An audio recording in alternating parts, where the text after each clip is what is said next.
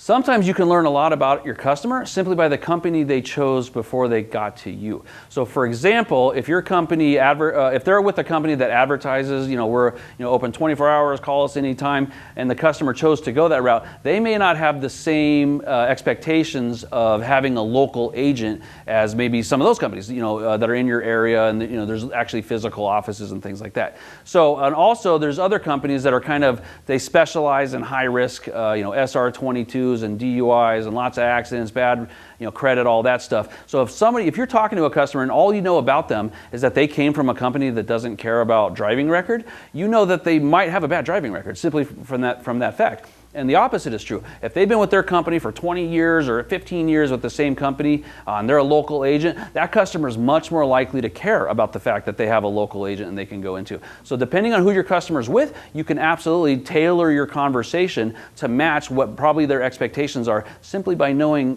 what company they came from.